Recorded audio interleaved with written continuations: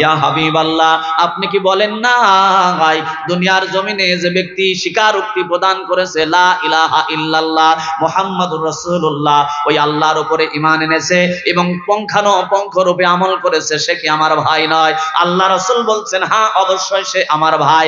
দুনিয়ার জমিনে তার উপরে কি তরবারি চালানো যায়? বলে না যায় না। তাকে কোনো নির্যাতন করা যায়? বলে না যায় না। তাহলে খালিদ ইবনে ওয়ালিদ দুনিয়ার জমিনে আমার মুসলমান ভাইকে কষ্ট দিয়ে পর্যন্ত এনেছে, রাসূলুল্লাহর বিচারটা আপনার করা লাগবে। হযরতে খালিদ ইবনে ওয়ালিদকে কাছে ডাকলেন, ডাক দিয়ে বললেন খালিদ, দুনিয়ার জমিনে ব্যক্তিটা যদি কালেমা পড়ে থাকে, মুসলমান হয়ে থাকে, তাহলে তুমি তাকে বাঁধাটা উচিত কাজ করো নাই, সঠিক কাজ করো নাই, তাকে ছেড়ে দাও। আম্মার ইবনে ইয়াসির রাদিয়াল্লাহু তাআলা আনহুর কথার উপরে সমর্থন দিয়ে নবী মুহাম্মদ রাসূলুল্লাহ সাল্লাল্লাহু আলাইহি ওয়াসাল্লাম সিদ্ধান্ত প্রদান করলেন। এই সিদ্ধান্ত পাওয়ার পরেই আম্মার ইবনে ইয়াসির খুশিতে আল্লাহু আকবার বলতেছিলেন, আর দুনিয়ার জমিনে খালিদ ইবনে ওয়ালিদের দিকে তাকাচ্ছিলেন একটু নজরটা বেঁকা করে। হযরতে খালিদ ইবনে ওয়ালিদ বললেন, ইয়া রাসূলুল্লাহ, দেখেছেন এই গোলামকে আপনি লাফাতে বন্ধ করুন, না হলে এই গোলামের কিন্তু অবস্থা খারাপ হবে।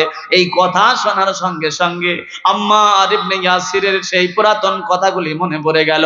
আম্মার ইবনে ইয়াসির দুনিয়ার জমিনে অনেক কষ্ট করেছে ঈমান আনার জন্য।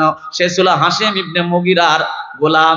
দুনিয়ার জমিনে ঈমান আনতে গিয়ে আম্মার ইবনে ইয়াসিরকে অকথ্য নির্যাতন সহ্য করতে হয়েছে।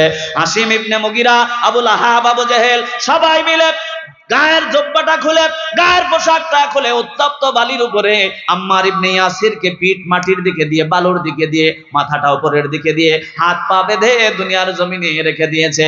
আম্মার ইবনে ইয়াসির, সূর্যের আলো যখন বালির উপরে পড়ে, বালি গরম হয় না ঠান্ডা হয়? কথা কয় না বাঙালি?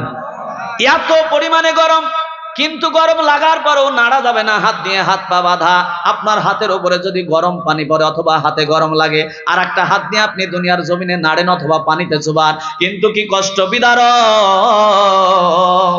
আম্মার ইবনে ইয়াসিরের পিঠে সমস্ত পিঠটা ফুসকা উঠে উঠে গলে যায়।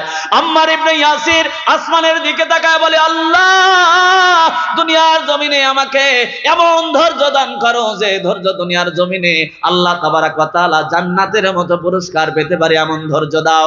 আম্মার ইবনে ইয়াসিরকে সারা দিন উত্তপ্ত বালির উপরে রাখা হলো। উত্তপ্ত বালির উপরে রাখতে গিয়ে সন্ধ্যা যখন ঘনিয়ে এলো, আম্মার ইবনে ইয়াসিরকে ঘরের মধ্যে নেওয়া হলো। আম্মার ইবনে ইয়াসির রাদিয়াল্লাহু তাআলা আনহুকে ঘরের মধ্যে নিয়ে হাতের বান্ধন, পায়ের বান্ধন খোলা হলো। আম্মার ইবনে ইয়াসিরকে ডাক দিয়ে বলছে, আম্মার, এখনো সুযোগ আছে, কালেমাটা ছেড়ে দাও, মুহাম্মাদের পথ ছেড়ে দাও, ওই ইসলামী দল ছেড়ে দাও, টুপিওয়ালা দাড়িওয়ালাদের দল ত্যাগ করো, দুনিয়ার জমিনে এই দল